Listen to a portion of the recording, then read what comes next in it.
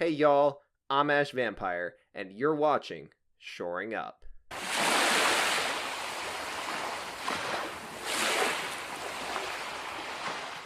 Here we are, at the end, or sort of the end, of our discussion of the key visual novel adaptations, or at least the three major ones. We are, of course, going to be talking about Clannad this week. We're gonna save After Story for its own separate shoring up because there's a lot of differences between Clannad and After Story in terms of thematic messaging that I kind of feel it needs its own episode of this show to cover it accurately and not make this shoring up way too long, way longer than it would need to be. So, Clannad is perhaps one of the most beloved romance stories in anime of all time. Like I mentioned last week, it sits at number 14 of the top anime of all time, or at least After Story does. And I want to preface this by saying that I personally prefer canon more, particularly in the character design department, but overall, I think I communicated that in last week's Shoring Up, but I just want to get it out there so that people aren't confused when I say that Clannad deserves to sit at the top of this trinity. Like, the fact that people love Clannad more so than the other two is perfectly understandable to me. I get it. I understand completely where people are coming from with that. You know, I just like canon more. It's a personal preference thing. But there's so much that Clannad does so well that it's completely understandable why people would think this is possibly one of the greatest anime ever made. So let's get right to it. I want to start off this review of Clannad with a little backstory, and I wanted to save this for the Clannad review because it kind of all started with Clannad for me, at least watching all three of these shows. Because while I was away and out of the country, I was watching a lot of anime. Every single shoring up that we have done thus far has been on things that I saw and watched while I was out of the country. And when it came to watching these three shows, the reason that I chose to pick them up and the reason that I watched them in order was that I previously knew that these shows were all very closely tied together. I didn't really understand why, but I did know that there was a connection between all three of them, and I would figure it out later. But I was looking to watch something that I could talk to somebody else about. You know, I was out of connection to the internet at the time, and part of the fun of watching anime for me is interacting with other people and having those discussions. And I ended up asking this guy that I was working with. We were starting a discussion about anime, and he just happened to mention that he really liked Clannad. And I said, well, how long has it been since you've seen it? And he said it hasn't been that long ago. And I said, well, have you seen Air and Canon? And he replied, yes, that he had. It had been longer since he'd seen both of those, but he had seen both of them. And so I was like, well, why not? I kind of plan to watch all of these at some point anyway, so let's go ahead and just watch all three. And I basically sustained an almost 7-week long discussion with this guy as I watched episodes of all three of them. And the reason that I bring this story up is that when he was telling me about Clannad before I had decided to watch them, he told me that Clannad is basically just a prologue, and he could not have been more correct. Clannad really does just function as a prologue to Clannad After Story. After Story is where the real meat of this entire narrative is kind of contained. It's kind of stuck into After Story, and Clannad, the original, just kind of functions as a setup piece. It develops all of the characters to a point where you feel like you actually understand them. It solidifies the relationships that all of them share with each other and kind of gets out of the way any of the, ugliness or, the more annoying aspects of potential love triangles that might complicate or get in the way of actually executing on what After Story's actual plot is. So I went into it with that expectation, and boy, he was right. However, that is not a mark against Clannad, because so much of what anime or just shows in general tend to have a problem with is a lack of development, right? They don't feel like they spent enough time with character A, B, C, or D, or, you know, whoever it is that you want. You know, they don't spend enough time with the world, or they don't spend enough time with the lore. You could literally just list off any number of elements of a show that you oftentimes will feel like there's just not enough time spent with them to really get the full effect of what they're trying to achieve. But because Clannad, the first, spends it's all about development, that is literally its entire purpose in life, that makes it incredibly satisfying. There's never any sort of doubt in your mind that this show is trying to achieve anything else other than just setting up and delivering your understanding of these characters to such a fine degree that you could almost predict how they act in Afterstory. It is so good in just doing the one job that it has to do, that is development. And I cannot praise it enough for that. Because you would think, well, you know, if it's just development, wouldn't that get boring after a while? No, not at all. Clannad has a much more colorful cast of characters than both Air and Canon do. They are far more distinct from each other than in either show. And because it is so long and just focused on allowing them to just be who they are and allowing their quirks to just flourish to the maximum extent possible, it really is satisfying to see that full development take place over the course of Clannad. You know, part of what makes the development in Clannad so good and so fun to watch is because I think by this point, Key had kind of figured out that the Zeitgeist, maybe, I'm not 100% sure if the Zeitgeist at this time was going in this direction, but it kind of feels like it based on how Clannad handles its characters. I think the Zeitgeist at the time might have been sort of awakening to the tropes and just the way that visual novel adaptations tend to be structured and how they're built narratively. And Clannad really goes out of its way to sort of not do those things. It still has all of the trappings of a visual novel. You know, a huge cast of girls that are all very, very high potential love interests for the main guy, Tomoya. But the way that it kind of avoids you thinking about all of the characters in terms of, you know, paths or routes like you would in a visual novel is by front-loading it all. I mentioned this briefly in last week's review of Canon, but Clannad basically just takes all of the potential that these characters may have in terms of romantic interest in Tomoya and just gets it out of the way. We basically have the entire, like, almost all of their romantic interest arcs are just, like, right there, right at the front of the show, so that they are settled and resolved, so that you never, in the entire rest of the run of Clannad and into Afterstory, there is no doubt in your mind that these girls are just his friends. They're not in any way romantic interests.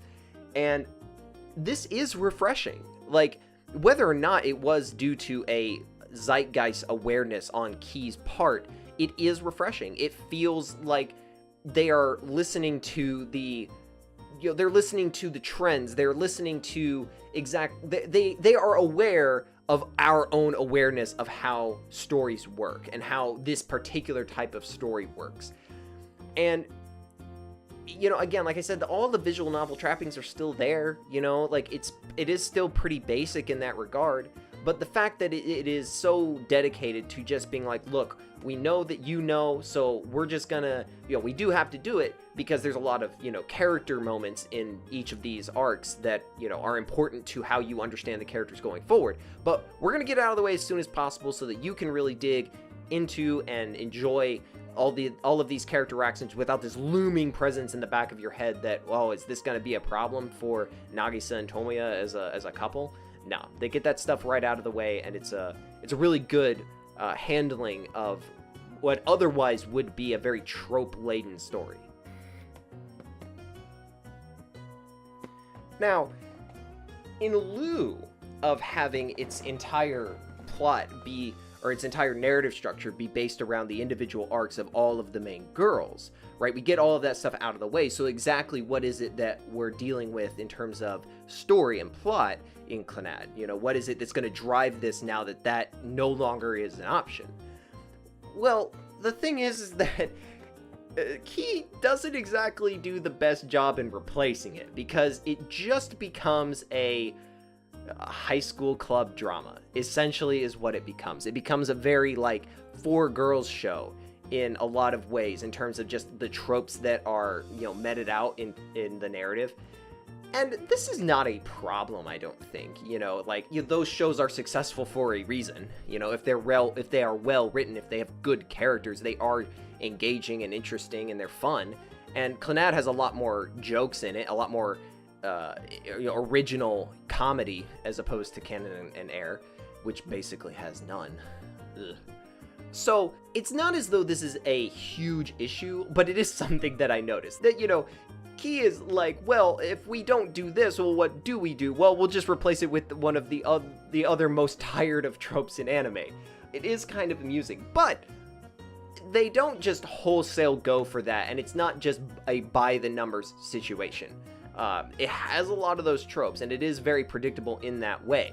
But they add just that little bit of spice, that little bit of that little bit of magic, quite literally, that keeps it separate and makes it distinct enough that you aren't just bored because you know this kind of story. Because we've got Fuko and the Dead World. I talk about this a whole lot in my Canon versus Clannad review, but I really want to get into the meat of it and how Clannad specifically uses it outside of its establishment of Deus Ex. Because Fuko's entire arc is kind of a way to introduce the magic element. Like, Clannad opens on the Dead World, but before that you really have no context exactly for what it is or what it represents or like what it could be possibly. But as soon as Fuko's arc is introduced and we have a magical, mystical element as a narrative driver for the show, suddenly the Dead World takes on a much more interesting meaning, especially because of how closely it is connected to Nagisa's play. Because with the introduction of this new element, this magical element, into the narrative of Clannad, Clannad kind of rests on the laurels of Air and Canon in this regard, because it's kind of riding on this expectation that if you're watching Clannad, then you probably at least know of Air and Canon and how they incorporate magic.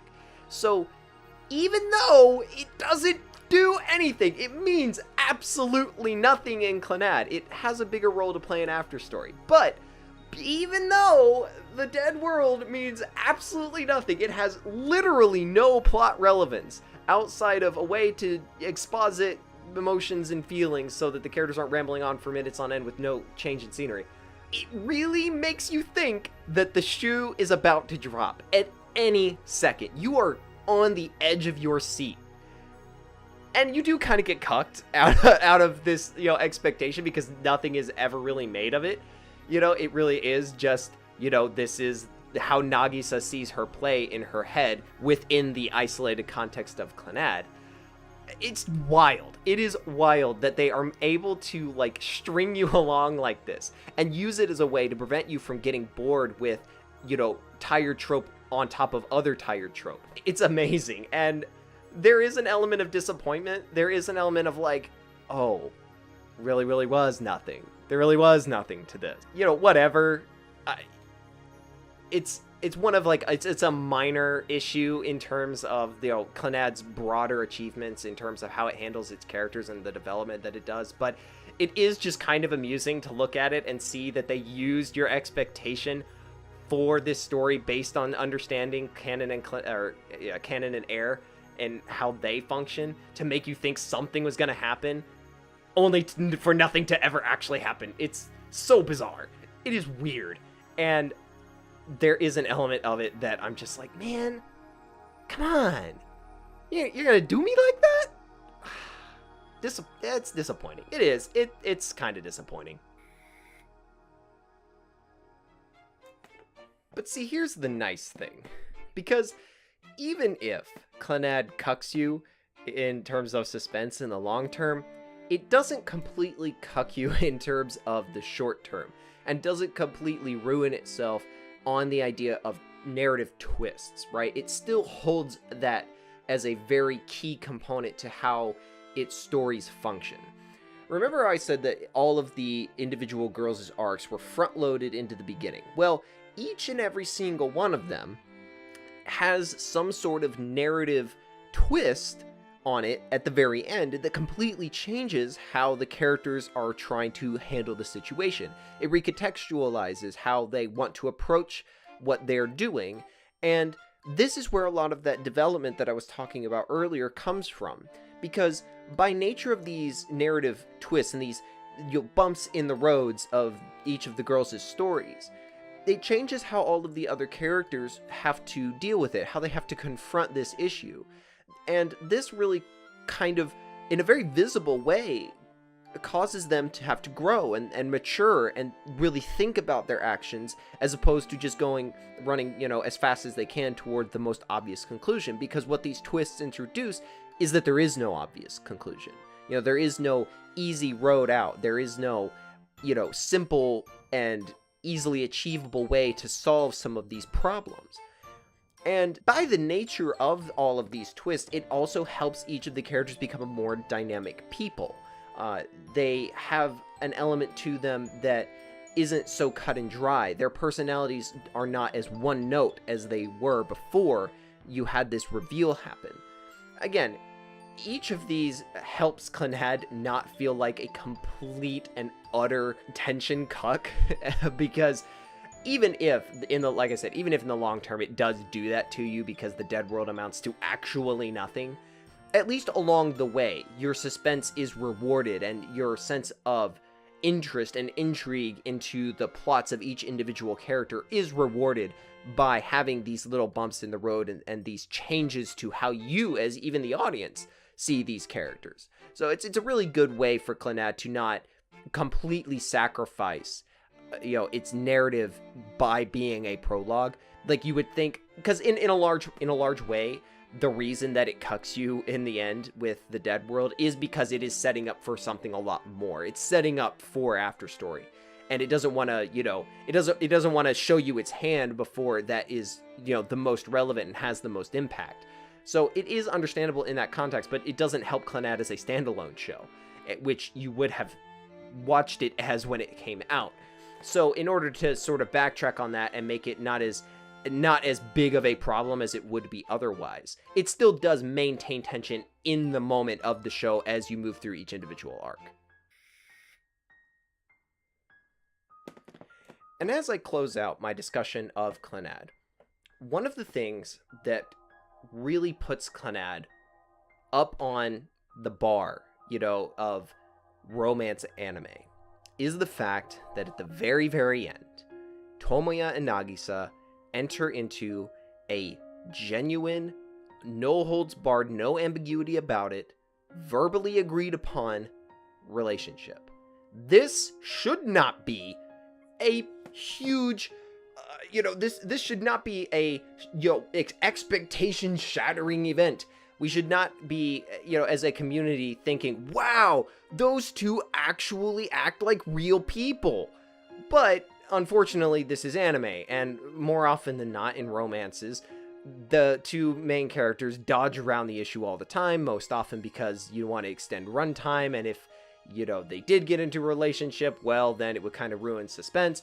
But again, Clannad has its suspense placed in completely different places, so it is able to have them enter into that relationship, and this is also part of it setting up for after story, but still, it is a really nice, icing on top of the cake, if you will, the cherry on the sundae, when you're ending Clannad and you have a moment of actual end. There is, because so many romance animes, when they end, there is still that ambiguity of, did they get together? Do they actually consider themselves a couple? And in Clannad, there is no doubt about it. Absolutely none. There is no ambiguity at all. And it's, like I said, it's unfortunate that it is refreshing, but nevertheless, it is refreshing. and I do appreciate it, and I enjoy like seeing that and knowing that if I say that I really like the couple of Nagisa and Tomiya, which I do, I think they're one of the best couples in anime. I'm not going to be, I'm not going to have people running in, to my Discord, conversation with, oh, well, Tomiya and this other girl were a better match and blah, blah, blah, and you have no evidence to say that blah, blah, blah. Well, no. You don't have to deal with that. You say that you think that they're one of the best couples, and everybody's going to be like, yeah, they probably are, It's a really nice thing, and I really appreciate it. And it's very sweet, too. It's a very, very calm, very, very personal moment in the show. And it's a great capstone, like I said. It's a great way to end Clannad. So now that we're done with our discussion of Clannad, we have to get to the score. And Clannad just will not let the interest and weirdness end. Because even with the score, there's a bit of contention in me. Because if you are going to watch Clannad, and you're just going to leave it at that, you're not going to watch After Story, for whatever reason. Either, the characters were not engaging enough for you to want to put in an entire, other 2 cores into seeing what happens, or you've heard how After Story goes and you don't want to put yourself through that emotionally. It's perfectly understandable. Or for whatever reason, you're just going to leave off with having just watched Clannad, the original. Well then, in that case, I give Clannad a 7. However, if you are going to go right into After Story immediately after finishing Clannad, well, there's a different score because of how well Clannad does set up for After Story. As a prologue, it is bar none one of the best in just making sure that you are on the right page emotionally, narratively, in terms of your information on how things work. It really sets up so well for After Story that if you're going to jump right into After Story, or you plan on watching After Story at all, it doesn't even have to be right after, then in that case, I have to give Clannad an 8. So, this will probably be the only show that I ever give 2 individually and completely separate scores to. So pick and choose whichever one you think is more valid, but either way, it is either a 7, if you just watch Clannad and none of After Story, and an 8, if you do plan on watching After Story. So with that said, I'll catch you on the flip side.